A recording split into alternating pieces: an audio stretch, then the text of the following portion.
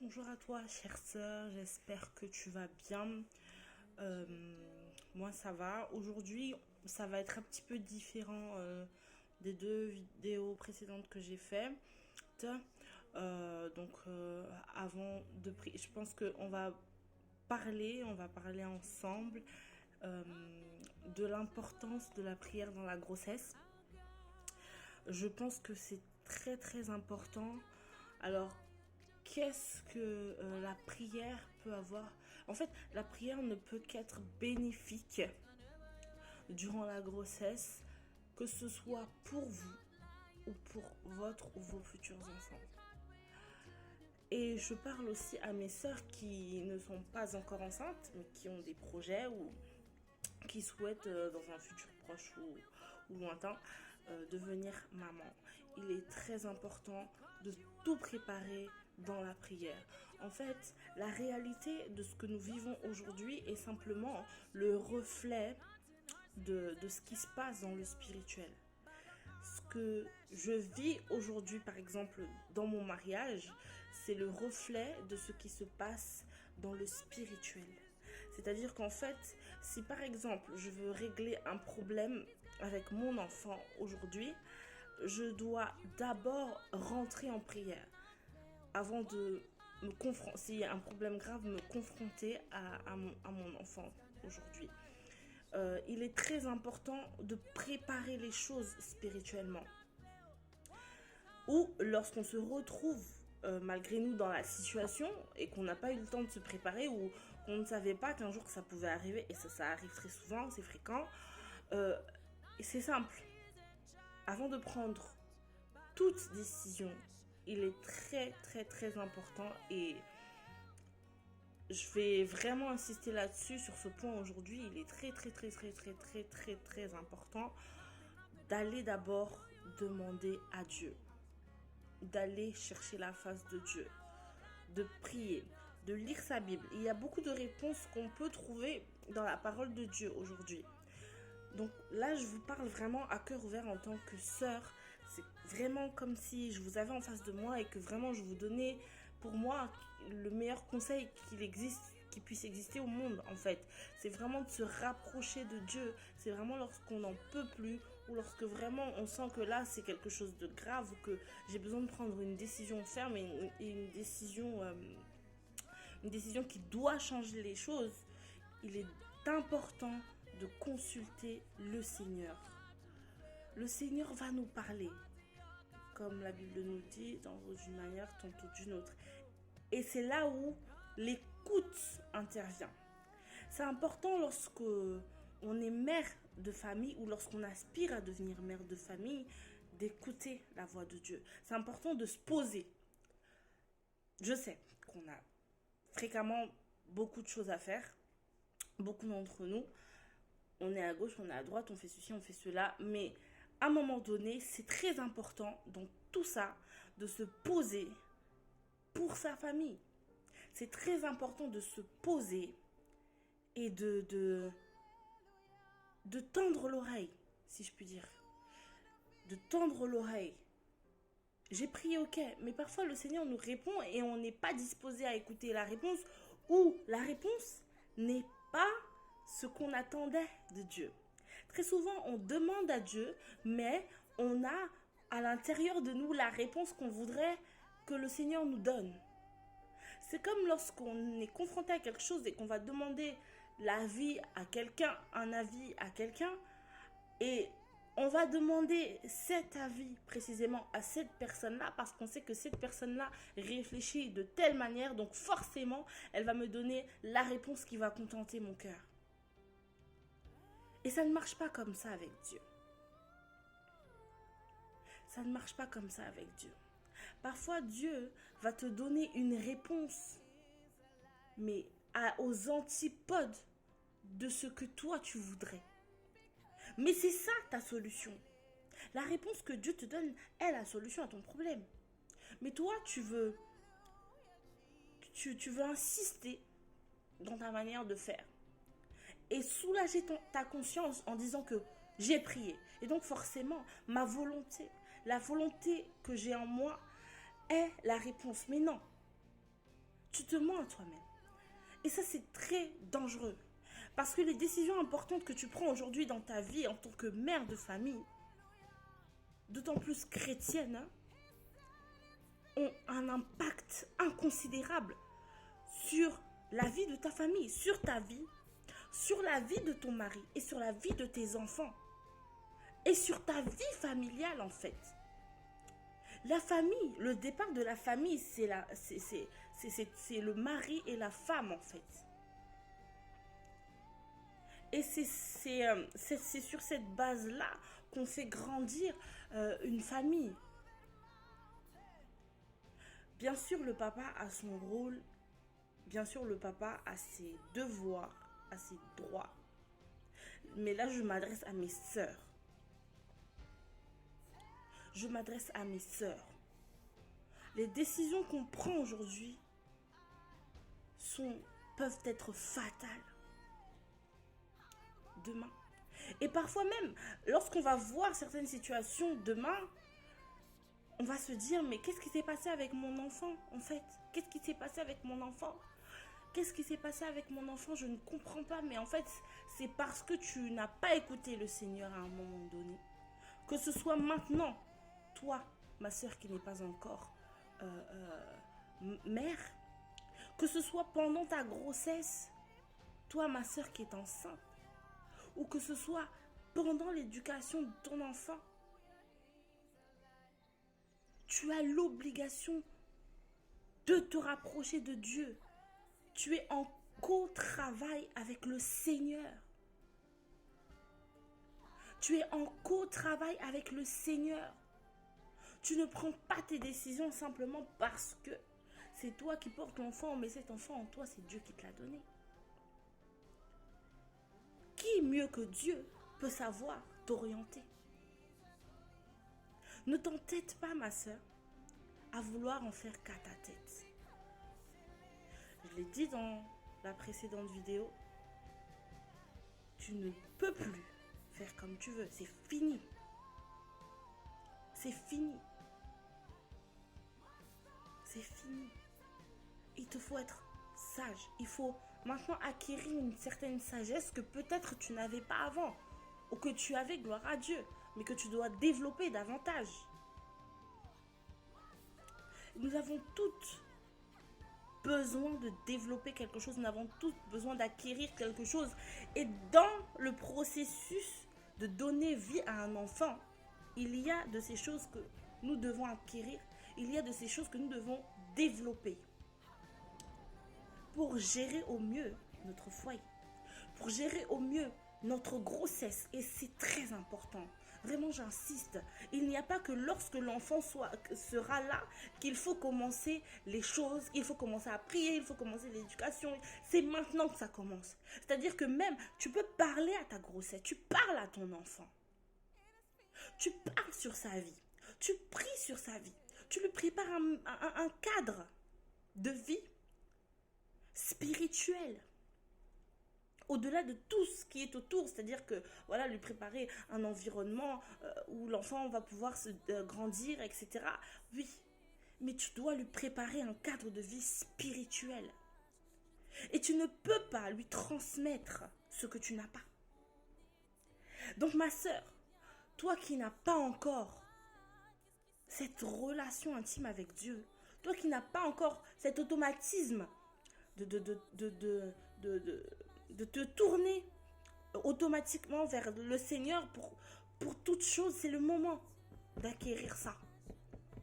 C'est le moment pour toi de commencer à apprendre. Excusez-moi. C'est le moment pour toi d'apprendre à prier si tu as encore du mal. Parce que c'est ce que tu vas transmettre à ton enfant. C'est le moment pour toi de commencer à lire la parole de Dieu. Parce que oui, tu veux que ton enfant lise la parole de Dieu, mais toi, tu ne sais pas le faire. Tu ne veux même pas apprendre, tu ne veux même pas le faire. Tu ne te surpasses pas pour le faire parce que ce n'est pas facile pour tout le monde. Et ça, on est d'accord. Mais il te faut la volonté. Il te faut le soutien de Dieu parce que ce n'est ni par ta force, ni par aucune autre puissance, mais c'est par l'Esprit de Dieu. Tu dois forcément te rapprocher du Seigneur. Tu veux que ton enfant respire la joie, respire la paix. Toi, tu dois apprendre à respirer la joie, respirer la paix. Tu dois apprendre à te rapprocher de Dieu. Tu dois le déclarer dans sa vie. Tu dois le prier, le Seigneur, pour que ce soit ça qui s'accomplisse dans sa vie. Et tu dois le lui transmettre lorsqu'il sera là. Et tu dois commencer même à lui transmettre. Voilà, là, vous êtes liés en fait. Durant la grossesse, vous êtes liés. Je pense, c'est mon avis, et ça n'engage que moi, que lorsque tu es enceinte, ce que tu vas, la nourriture spirituelle que tu vas manger sera transmise à ton enfant par le lien de la grossesse. Le lien de la grossesse est un lien puissant. Être enceinte, c'est pas anodin. Être enceinte, c'est pas ordinaire. Être enceinte, c'est chargé de Seigneur Saint-Esprit, aide-moi. C'est chargé de bien plus que l'émotion. C'est chargé d'amour. C'est chargé de waouh. Que le Seigneur vous éclaire dans ce que j'essaie de vous transmettre. Mais il y a beaucoup de choses qui se passent. Comme je vous l'ai dit dans la précédente vidéo, spirituellement, il y a des choses qui se passent. Physiquement, il y a des choses qui se passent. Donc, c'est un moment qu'il ne faut pas négliger. Je sais que c'est pas facile. Pour X ou Y raison. Nous ne vivons pas toute la grossesse de la même manière. Mais toi, ma soeur, en tant que mère, en tant que future mère, certes, on a des droits, nos enfants ont des obligations envers nous, mais on a surtout des devoirs. Et avant de demander, de réclamer tes droits, attelle-toi à remplir tes devoirs. Oui, enfants, voilà, les parents, machin, mais oui. Il y a une parole qui nous demande à nous de ne pas hériter nos enfants. On a un devoir en tant que mère, en tant que parent, dans la globalité, mais en tant que mère, on a un devoir d'autant plus important. Quand le père est là, chacun a son rôle. Voilà, les choses doivent rouler, mais quand tu as à partir du moment où je pense, à mon avis, et ça n'engage que moi, où Dieu nous donne la responsabilité de porter la vie, on ne doit pas voir à d'autres personnes. C'est pourquoi aujourd'hui, il y a des femmes qui s'en sortent très bien. Voilà, circonstance de la vie, le père n'est pas là. Qu'est-ce qui se passe? Mais nous avons une force que le Seigneur a déposée en nous. Une force de caractère. À ne pas utiliser seulement dans le mauvais sens. On se connaît, mes sœurs. Mais une force de caractère à convertir dans la prière. C'est-à-dire que le ciel et la terre et tout ce qui nous entoure, sache que lorsque toi, ma soeur, tu te lèves en prière, il y a quelque chose qui doit se passer. Lorsque toi, tu te lèves en prière pour ta famille, pour ton enfant, tes enfants, pour ta grossesse. Oh. Et si cette force de caractère spirituel, tu ne l'avais pas avant, ma soeur, pendant ta grossesse, c'est le moment de l'acquérir. Si tu n'es pas encore dans ce chemin de donner la vie, c'est le moment de l'acquérir, maintenant. Comment? Lève-toi. Lève-toi. Lève-toi, lève-toi. Fais. On se dit souvent, oui, j'aimerais bien. Oui, ce serait bien. Non, fais. C'est-à-dire que même sans parler, que ce soit même, ne dis même pas à ton mari ou quoi que ce soit. C'est-à-dire que un matin ou même maintenant, tu prends ta Bible, tu lis. Tu te mets à genoux, tu pries. Si c'est jeune, tu prends la décision tout de suite. Oui, mais j'ai mangé le matin. Ok, c'est pas grave. Tout de suite maintenant, jusqu'à, je sais pas ce que tu vas décider selon ce que le Saint-Esprit va te dire. Tu jeûnes. Oui, mais oui, ce soir, non. Tu te lèves dans la nuit, tu pries. Tu ne laisses même pas une seconde à cette voix à l'intérieur de toi qui t'empêche d'avancer dans tant de domaines, de parler.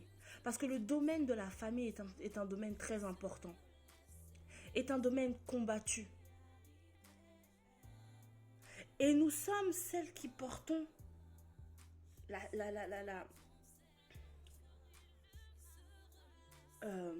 comment je dirais, les citoyens de demain en fait. Aujourd'hui, on voit tout ce qu'on peut voir ici dehors. Mais nous, en tant que mère, on a une part de responsabilité. Et si toi, tu ne te lèves pas, attention, le diable rôde. Après, tu n'auras que tes yeux pour pleurer, ma soeur. Je ne suis pas là pour te caresser dans le sens du poil, en fait. Je suis là pour t'aider, pour t'accompagner. Tu n'es pas seul, le Seigneur est là. Et si c'est par moi qu'il passe pour te parler aujourd'hui, écoute, ouvre tes oreilles. N'endurcis pas ton cœur. N'endurcis pas ton cœur. Il s'agit d'un père de famille que tu es en train d'élever ou que tu vas élever ou que tu aspires à élever, une mère de famille. Il s'agit, nous toutes ensemble, c'est un peuple que nous sommes en train de porter en nous en fait. Des futurs, je ne sais pas.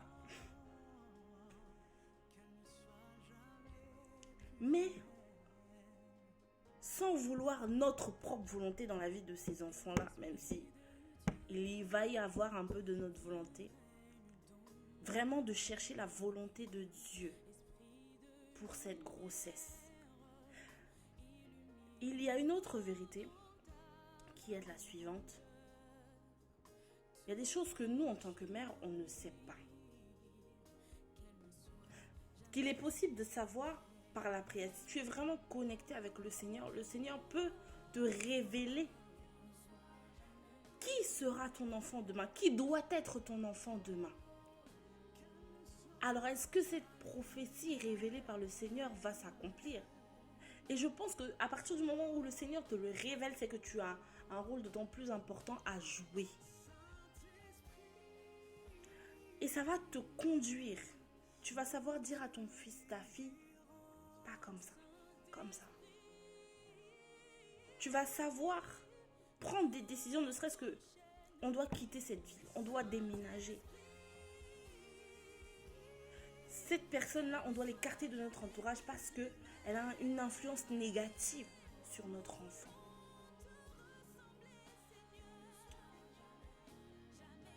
Mais ça, c'est parce que tu as écouté. Et c'est pas toutes les mères qui ont cette vision de ce que serait leur enfant plus tard. Mais encore, à combien plus forte raison, il faut se rapprocher de Dieu.